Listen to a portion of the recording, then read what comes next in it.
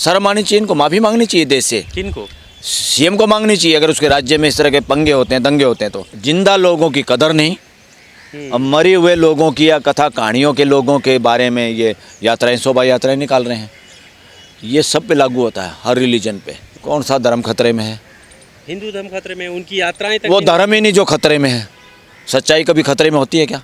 अरे जो जिंदा माताएं हैं उनकी बात करिए आप, काहे को समाज को ढोंग में डाल रहे हो? बहराइच में हुई हिंसा को लेकर 23 घरों में नोटिस चिपकाया गया, जिसके बाद ये कहा जा रहा था कि अब फिर से बुलडोजर चलता हुआ दिखाई देगा। लेकिन इसी बीच सुप्रीम कोर्ट की टिप्पणी आती है, क्योंकि पहले ही सुप्रीम कोर्ट इस पर रोक लगा चुका था किसी भी तरह से बुलडोजर चलाने के मामले को लेकर। लेकिन उसके बाद फिर से ये कहा गया कि अगर सरकारें बुलडोजर चलाती हैं तो वो उसकी जिम्मेदार खुद होंगी, क्योंकि सुप्रीम कोर्ट अब तल्ख लहजे में सरकारों को जवाब देता हुआ नज़र आ रहा है। तो तमाम जो चीज़ें लीगल इससे जुड़ी हुई हैं, इस पर बात करने के लिए हमारे साथ सुप्रीम कोर्ट के वकील बलराज मलिक जी हैं, इनसे बात करते हैं। सर, सुप्रीम कोर्ट की जो टिप्पणी आई है सरकारों को लेकर कि अगर वो बुलडोज़र चलाती हैं तो उसकी जिम्मेदार वो खुद होंगी, क्या कोई सख्त लहजे में अब सुप्रीम कोर्ट दिखाई दे रहा है? क्या लगता है? नहीं, बात सख्त लहजे की नहीं है। सुप्रीम कोर्ट की ये ड्यूटी बनती है कि देश में सिस्टम ऑफ लॉ हो और देश में लोगों के फंडामेंटल राइट की सुरक्षा हो। किसी बहाने से दो आदमियों के बीच में झगड़ा होता है या कोई जातिवाद की वजह से कोई झगड़ा होता है, रीजन, रिलीजन, लैंग्वेज की वजह से होता है या संप्रदाय की वजह से झगड़ा होता है, उसका ये मायने नहीं है कि सरकार की मर्जी चलेगी वहाँ पर। शासन प्रशासन जिसको चाहेगा। अगर शासन में प्रशासन में ऐसे लोग हैं सरकार में जिनकी जिम्मेवारी है, सरकार किसी की नहीं होती, सरकार पूरी स्टेट की जनता की होती है और सरकार देश में पूरे देश के लोगों की होती है। देश के लोग और राज्य के लोग सुप्रीम हैं।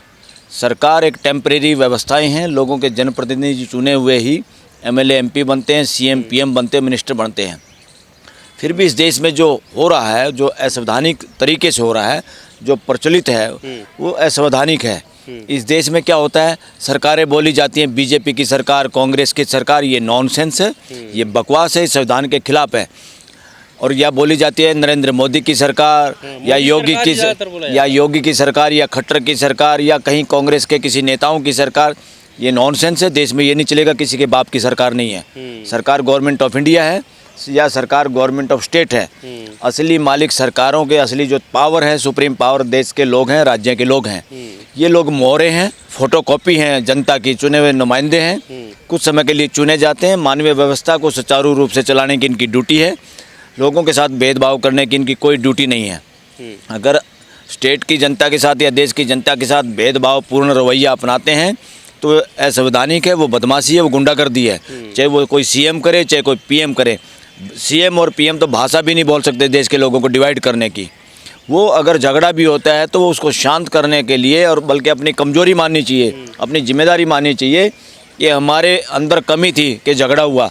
जब जिनके पास जिम्मेवारी है, स्टेट हैं, डीसी हैं, एसपी हैं, पुलिस हैं, और पुलिस की परमिशन से कोई प्रोग्राम होता है, और जब ऐसे प्रोग्राम होते हैं, जब पता है जहाँ पर लगता है आबादी ऐसी है या कोई उसका मिसयूज़ कर सकता है राजनीति के लिए, उसमें कोई इस तरह के स्लोगन गाने चला सकता है या कोई शरारत कर सकता है राजनीति के लिए, जो कि देश में हो ही रहा है, तो ड्यूटी बनती है, इनको शर्म आनी चाहिए, इनको माफ़ी मांगनी चाहिए देश से। किनको?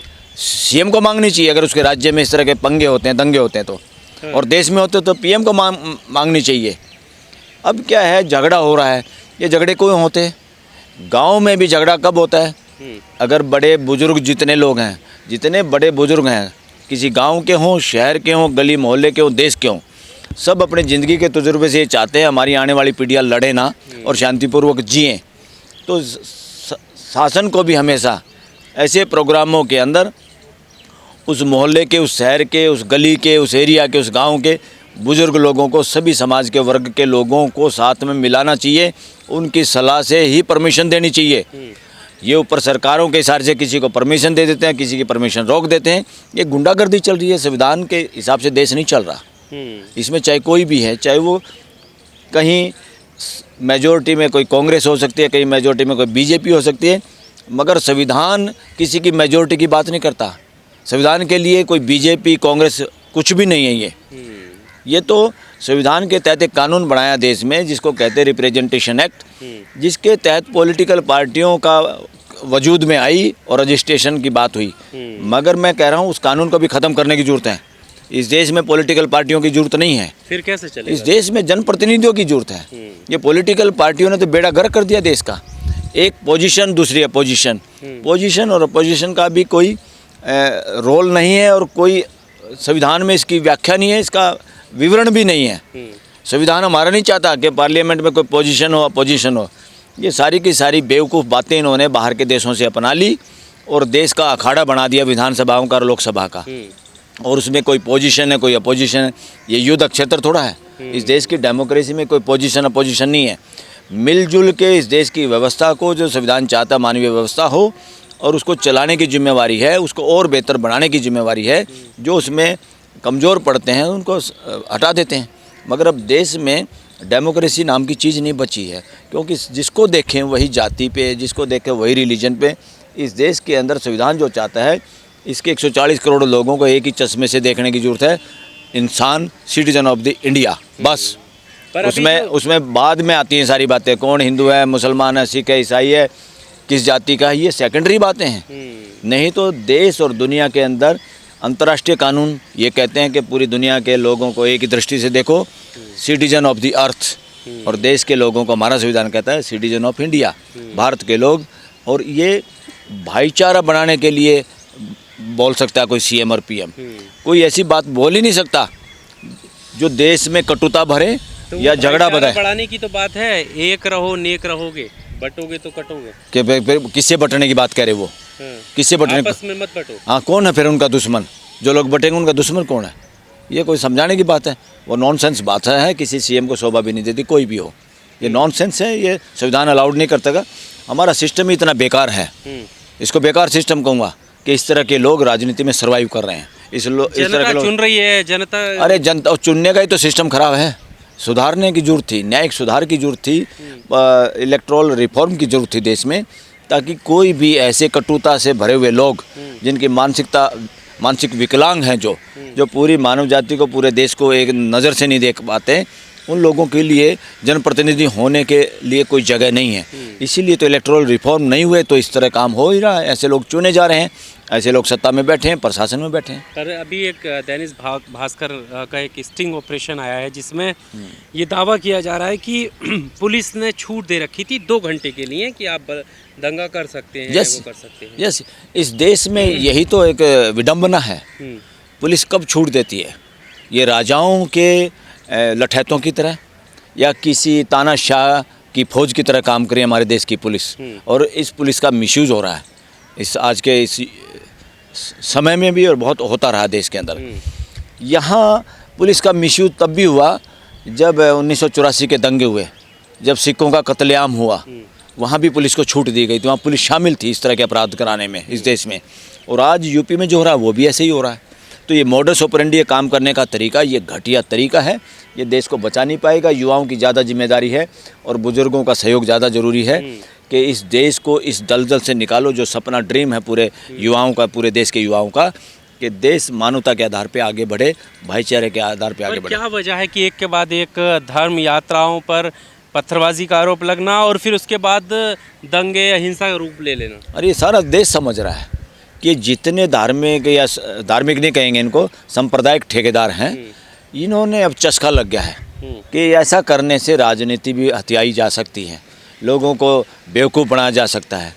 जिंदा लोगों की कदर नहीं, अब मरे हुए लोगों की या कथा कहानियों के लोगों के बारे में ये यात्राएं, शोभा यात्राएं निकाल रहे हैं। ये सब पे लागू होता है, हर रिलीजन पे। इससे बाहर आने की ज़रूरत है। लोगों को आज के जो जिंदा लोग हैं और भावी जो पीढ़ियां हैं उसके बारे में सोचना होगा, और इस तरह की शरारत जो देश में हो रही है इनको पहचानना होगा और इसका इलाज करना होगा। इसका शिकार होने से बचें सब लोग। पर जो लोग ये मानते हैं कि धर्म खतरे में है, हिंदू अब जाग रहा है, सोया हुआ था, इस सरकार में जागा है, फिर उनका क्या है? कौन सा धर्म खतरे में है? हिंदू धर्म खतरे में, उनकी यात्राएं तक। वो धर्म ही नहीं जो खतरे में है। सच्चाई कभी खतरे में होती है क्या? सच्चाई को कोई खतरा नहीं। अगर कोई रिलीजन सच्चाई की बात करता, सच्चाई पे आधारित होता है, उसको कोई खतरा नहीं है। जो ढोंग पे आधारित होता है, बकवास पे, अंधविश्वास पे होता है आधारित, वो कोई रिलीजन हो, उसको खतरा ही खतरा है, और खतरा होना भी चाहिए। गलत बातों को, अंधविश्वास की बातों को, बिना साइंटिफिक बातों को, ढोंग को खतरा होना ही चाहिए। पूरी मानव जाति उसको नकार रही है, नकारना ही चाहिए।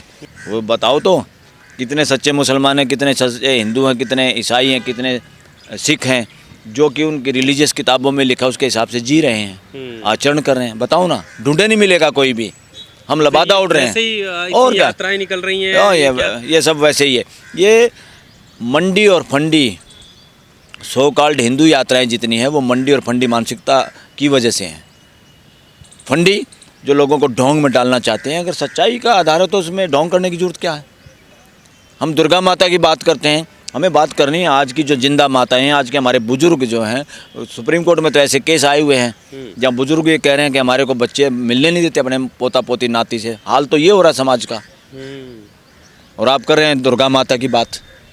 अरे जो जिंदा माताएं हैं उनकी बात करिए आप। काहे को समाज को ढोंग में डाल रहे हो। आश्रम इतने यस, ये धंधा है।